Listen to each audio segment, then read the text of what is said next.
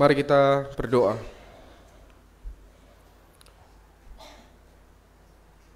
Inilah kerinduan kami Tuhan, untuk kami kembali mendengarkan apa yang menjadi kehendak-Mu dalam kehidupan kami. Tolong kami dengan kuat kuasa Roh-Mu yang kudus, agar kami bukan hanya sekedar merenungkannya, tetapi biarlah kami dimampukan oleh-Mu untuk dapat melakukan apa yang Engkau kehendaki itu dalam keseharian kehidupan kami. Pimpin hamba-Mu, pimpin kami sekalian dalam Kristus Yesus, firman yang telah menjadi manusia, kami datang dan berdoa. Amin.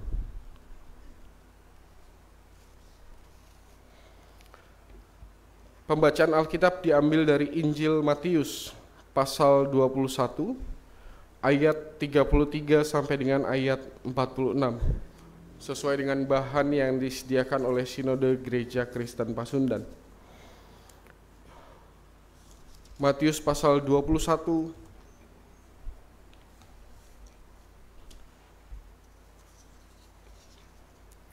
ayat 33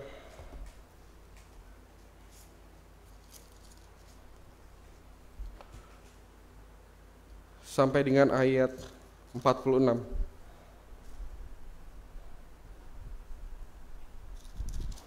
Saya akan membacakan buat kita sekalian di bawah judul perikop,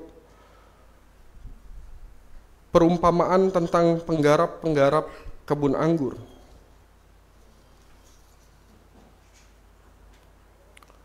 Dengarkanlah suatu perumpamaan yang lain. Adalah seorang tuan tanah membuka kebun anggur dan menanam pagar sekelilingnya. Ia menggali lubang tempat memeras anggur dan mendirikan menara jaga di dalam kebun itu. Kemudian ia menyewakan kebun itu kepada penggarap-penggarap, lalu berangkat ke negeri lain. Ketika hampir tiba musim petik, ia menyuruh hamba-hambanya kepada penggarap-penggarap itu untuk menerima hasil yang menjadi bagiannya. Tetapi penggarap-penggarap itu menangkap hamba-hambanya itu, mereka memukul yang seorang, membunuh yang lain, dan melempari yang lain pula dengan batu. Kemudian Tuhan itu menyuruh pula hamba-hamba yang lain, lebih banyak daripada yang semula. Tetapi mereka pun diperlakukan sama seperti kawan-kawan mereka. Akhirnya ia menyuruh anaknya kepada mereka. Katanya, "Anakku akan mereka segani." Tetapi ketika penggarap-penggarap itu melihat anaknya itu, mereka berkata seorang kepada yang lain, "Ia adalah ahli waris. Mari kita bunuh dia supaya warisannya menjadi milik kita." Mereka menangkapnya dan melemparkannya keluar kebun anggur, lalu membunuhnya. Maka apabila tuan kebun anggur itu datang, apakah yang akan dilakukannya dengan penggarap-penggarap itu? Kata mereka kepadanya, "Ia akan membinasakan orang-orang jahat itu, dan kebun anggurnya akan disewakan kepada penggarap-penggarap lain yang akan menyerahkan hasilnya kepadanya pada waktunya." Kata Yesus pada mereka, "Belum pernahkah kamu baca dalam kitab suci, batu yang dibuang oleh tukang-tukang bangunan telah menjadi batu penjuru? Hal itu terjadi dari pihak Tuhan, suatu perbuatan ajaib di mata kita. Sebab itu aku berkata kepadamu bahwa kerajaan Allah akan diambil daripadamu dan akan diberikan kepada suatu bangsa yang akan menghasilkan buah kerajaan itu. Dan barang siapa jatuh ke atas batu itu, ia akan hancur, dan barang siapa ditimpa batu itu, ia akan remuk." Ketika itu imam-imam kepala dan orang-orang Farisi mendengar perumpamaan-perumpamaan Yesus mereka mengerti bahwa merekalah yang dimaksudkannya, dan mereka berusaha untuk menangkap dia, tetapi mereka takut kepada orang banyak karena orang banyak itu menganggap dia nabi. Sampai semikian jauh pembacaan Alkitab kita hari ini. Yang berbahagia adalah kita sekalian yang bukan hanya sekedar membaca, merenungkan, tetapi pada akhirnya juga mau melakukan apa yang menjadi kehendak Tuhan dalam keseharian kehidupan kita. Haleluya.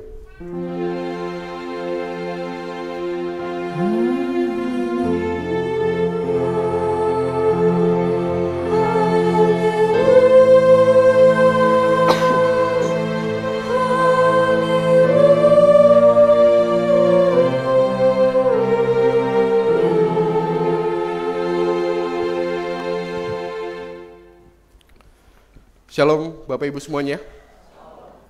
Hari ini bersama-sama dengan kita ada 4 keluarga yang membawa anak mereka untuk dibaptis. Bagaimana perasaannya? Mungkin kalau untuk keluarga Pak Sandu, lalu keluarga Bung Rohdianto, dan bahkan keluarga Bapak Sika, mungkin sudah kedua kali gitu ya. Richard ini yang dari tadi keringetan, ngipasin anaknya, ngipasin istrinya juga. Deg-degan ya? Ya, segala sesuatu yang pertama pasti deg-degan. Saya mau mengingatkan sedikit tentang baptisan anak. Ya memang sih namanya baptisan anak, yang dibaptis anak. Tapi kan yang punya tanggung jawab bukan anaknya. Yang punya tanggung jawab adalah yang bawa baptis, yaitu bapak ibunya. Yang janji bukan anaknya, yang mengerti juga bukan anaknya. Bahkan Sarah pasti juga belum mengerti, apalagi yang masih dede bayi gitu ya. Jadi yang janji orang tuanya, yang mengerti orang tuanya, yang punya porsi tanggung jawab dalam prosesi, walaupun namanya baptisan anak, sebenarnya ini adalah komitmen yang diberikan oleh satu keluarga di depan Tuhan dan jemaat Tuhan. Jadi jangan tanya siap atau enggak ke anaknya, udah jelas mereka nggak ngerti. Tanyanya harusnya dengan orang tuanya, siap nggak dengan semua nanti jawaban terhadap pertanyaan, terhadap janji. Bukan hanya ngomong di hari ini, tapi bagaimana pelaksanaannya sampai seterusnya. Iya kan ya? Pasti tahu dong konsekuensinya. Pasti tahu.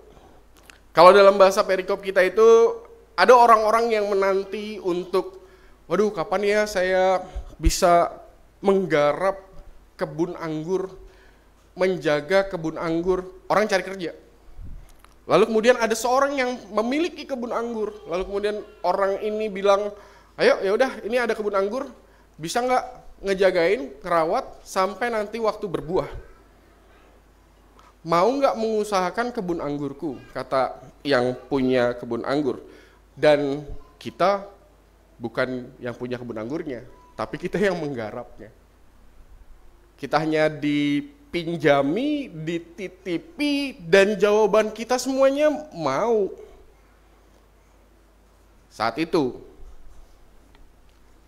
jawaban kita semua mau. Oke lah kalau misalnya dalam perikop kita kan bahasanya itu penggarap, dalam terjemahan yang lain penyewa.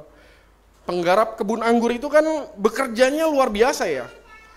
Terlepas mereka punya, diceritakan oleh Yesus dalam cerita panjang tadi bahwa penggarap itu sewaktu tuan pemilik kebun anggur itu mengirim,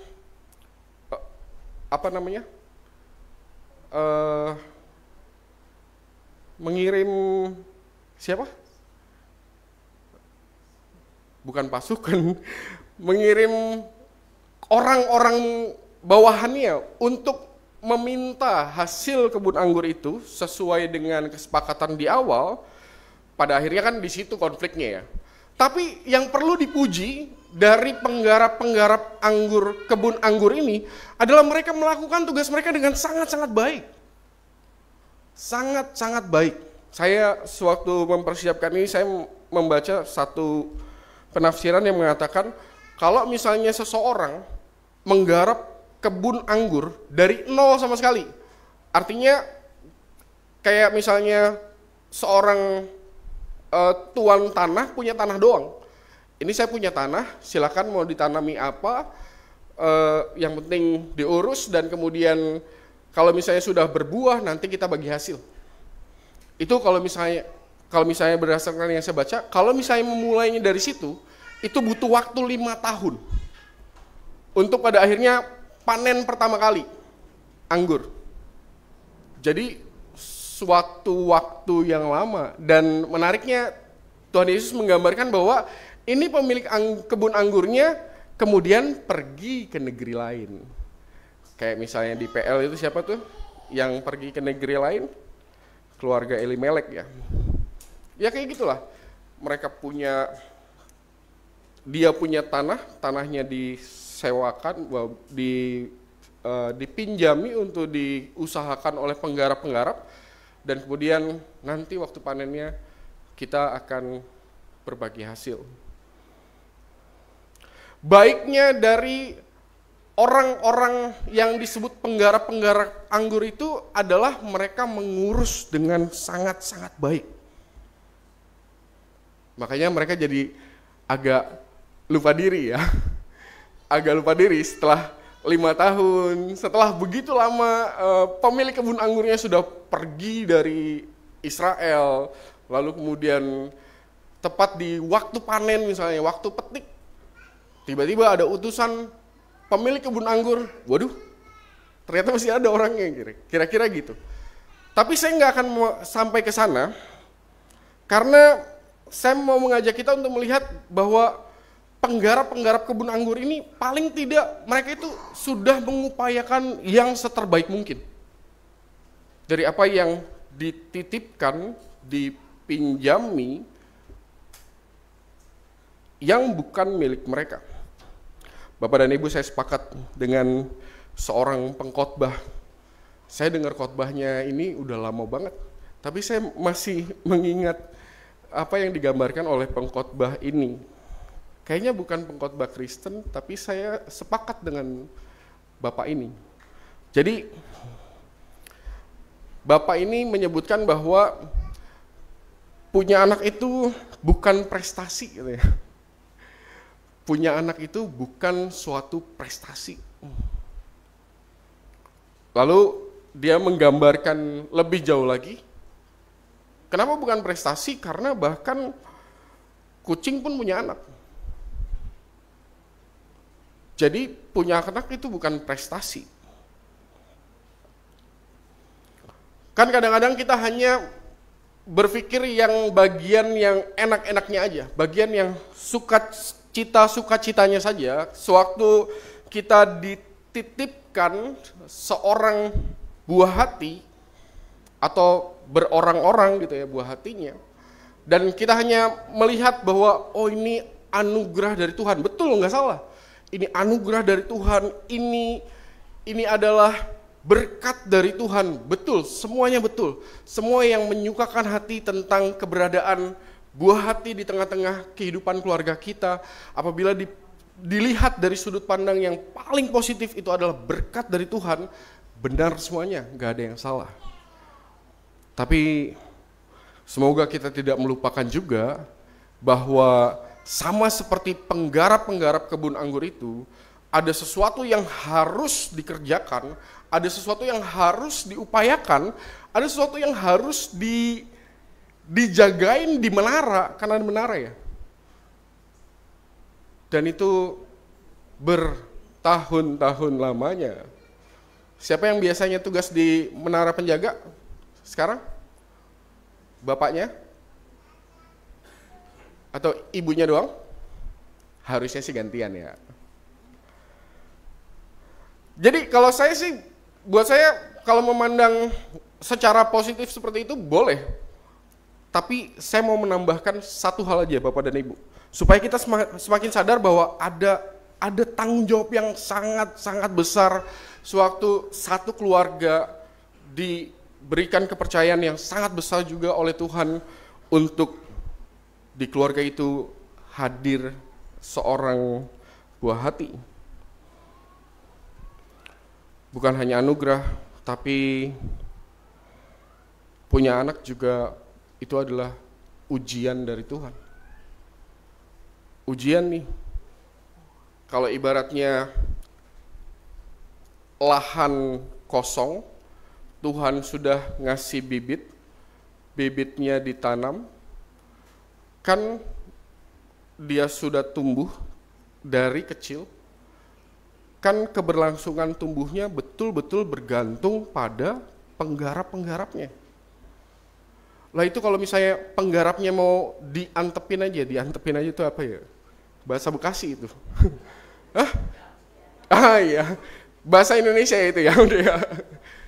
Dibiarin aja, ya udahlah, yang penting itu nunggu sawah tak ada hujan aja lah. Kalau ada hujan syukur, nggak ada hujan nggak apa-apa. Mau ada semak belukar di situ yang mengganggu pertumbuhan, ya bodo amat. Lah itu kan bebas ya. Orang tuanya bisa memilih pilihan itu. Maka di situ ujiannya. Bukan cuma sekedar anugerah dari Tuhan, tapi Tuhan menguji sebuah keluarga untuk hadir seorang buah hati dan kemudian tepat pada waktunya Tuhan akan tanya sesuai dengan tema sinodal kita. Kalau ini kan tema sinodal kita bukan bentuk pertanyaan ya. Ubah aja jadi bentuk pertanyaan.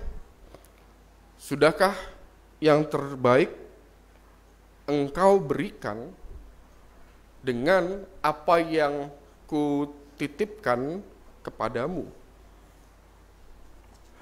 Kan kita akan sadar bahwa ini adalah sesuatu yang tugas dan tanggung jawabnya besar sekali. Ini adalah sesuatu yang Tuhan menguji, Tuhan memberikan kepercayaan dan akan melihat apa yang dipercayakan Tuhan kepada kita tepat pada waktunya nanti. Dan tepat pada waktunya kita semua akan ditanya, sudahkah kita memberikan dan memperjuangkan yang terbaik? Siap untuk mengupayakan yang terbaik untuk anak kita?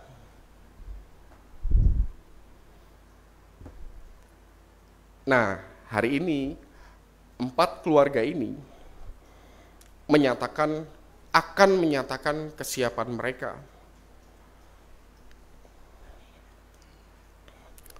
Kalau buat mereka inilah satu langkah yang baru bagi anak yang akan dibawa dalam prosesi baptisan kudus, tetapi bagi Bapak dan Ibu yang dahulu membawa anak-anaknya untuk dibaptiskan, mungkin kepada Bapak dan Ibu semua, kepada kita semua, kepada saya,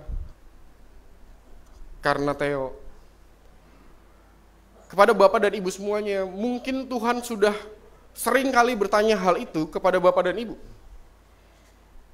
Apa kabar itu kebun anggur yang kutitipkan kepadamu? Apa kabar itu buah hati yang terus bertumbuh? Semak belukarnya ada enggak?